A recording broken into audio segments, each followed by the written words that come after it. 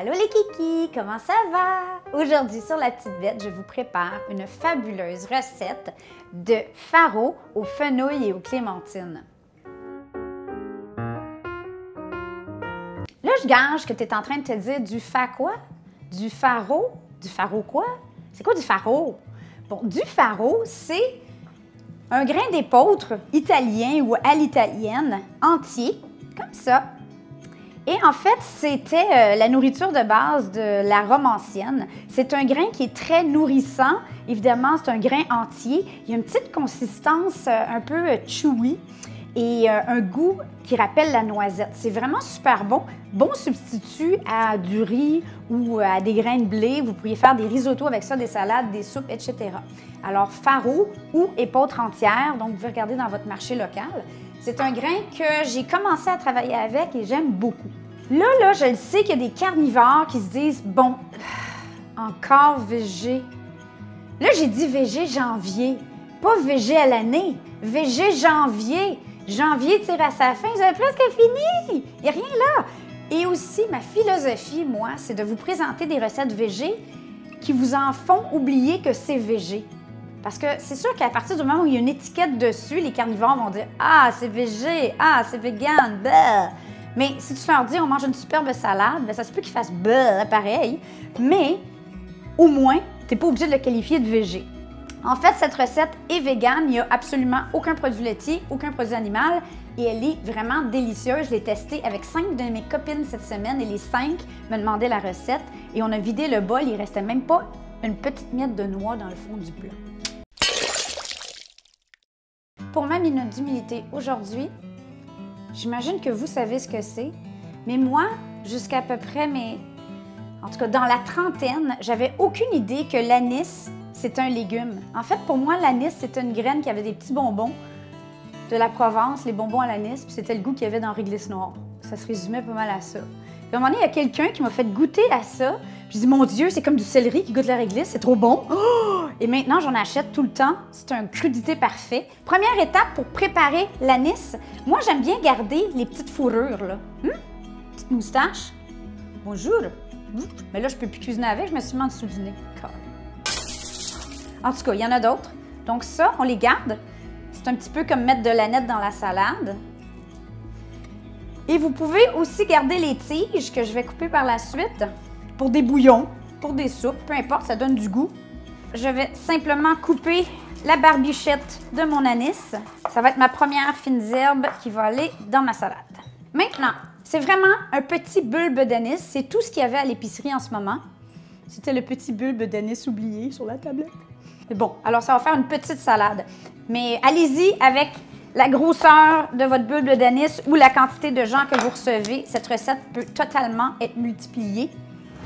Vous savez, je vous ai dit cette année que je voulais de la liberté et de la douceur, ce qui veut dire que je ne vais pas vous donner des ordres et des quantités toujours exactes. OK? On va se déculpabiliser. On se dit en partant, « T'aimes pas ça la coriandre? Ben mets-en pas. Tu veux plus de fenouil? Ben mets-en plus. » C'est la première fois que vous voyez la petite bête manier la mandoline. C'est peut-être la dernière fois que vous voyez la petite bête avec ses doigts tous intacts. On va voir. Alors, on rentre le machin dans l'autre machin. OK, là, ça n'a pas tenu. OK. Vous pourriez faire ceci au couteau, mais pour une salade de fenouil cru, j'aime bien avoir vraiment des petits filaments assez fins. On ne veut pas que ça reste pris dans les dents.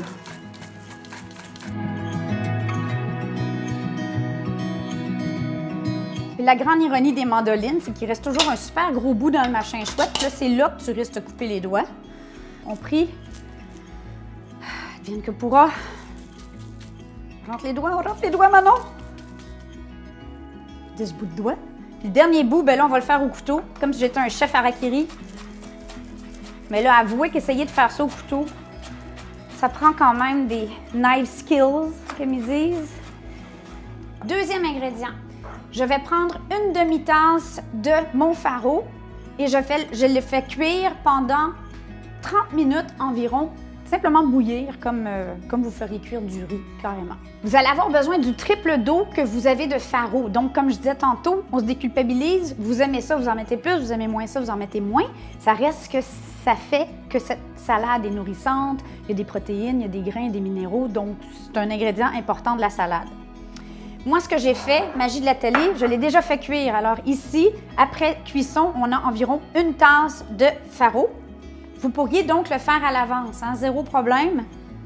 On se déstresse, on fait ça le matin en préparant les toasts des enfants. On le laisse au frigo, c'est prêt pour le soir. Troisième ingrédient magique, les clémentines. Si vous n'êtes pas en saison des clémentines, achetez des oranges. Il n'y a pas de problème. On va faire des suprêmes avec les clémentines. Pour faire un suprême, on coupe le haut et le bas de l'orange ou de la clémentine et venir enlever la pleure tout le tour de l'orange ou de la clémentine. Et maintenant, on prend la clémentine dans la main, on vient y mettre la lame du couteau le long de la membrane à l'intérieur et voilà, on a un suprême de clémentine. Et ce qu'on fait avec les membranes intérieures, c'est qu'on les presse pour récupérer tout le jus qui va aller dans notre salade. Ça va contribuer à la vinaigrette. On ne perd rien. Et répète avec la deuxième clémentine. Troisième ingrédient, ici j'ai des pousses de jeunes cressons.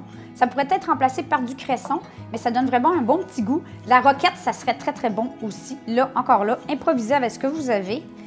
Et ça ne sera pas bien long que moi, je vais pouvoir cueillir à même mon petit potager intérieur. J'ai assez hâte de vous montrer ça. Est-ce que ça vous tente que je vous montre ça là, vite, vite? Fou curieux. Voulez-vous que je vous montre mon bébé roquette?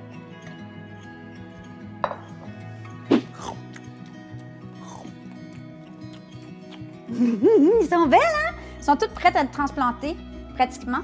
Et j'ai de la roquette, de la laitue, du kale, de la coriandre, du basilic, de l'aneth, du fenouil, alouette.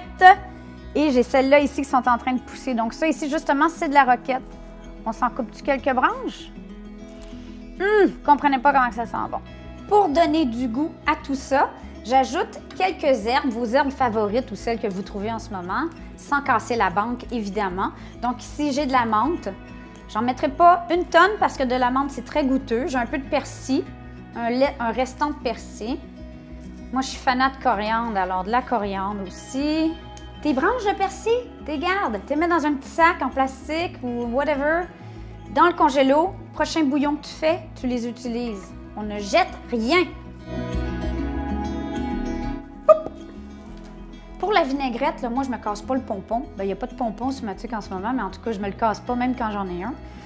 J'y vais vraiment à l'œil. Donc, huile d'olive, je dirais 45 ml.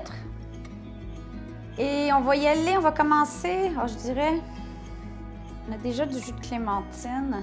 Environ 2 cuillères à table de vinaigre. Ici, j'ai du vinaigre de champagne. Ça pourrait être un bon balsamique. Ça pourrait être un vinaigre de cidre qui est super santé. Une bonne pincée de sel. Alors, pacane grillée, noix de Grenoble, amandes grillées, peu importe la quantité que vous voulez. Mais encore là, super aliment. Et ça fait une différence dans le croquant de la salade.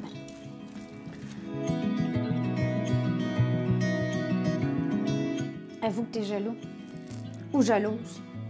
À part si t'es carnivore pur et dur, mais même un carnivore pur et dur trouverait ça bon, ça se peut pas, là.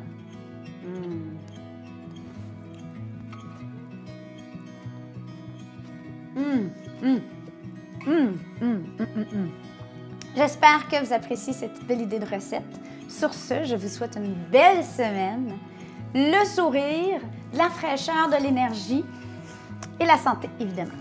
Ciao, bonne semaine!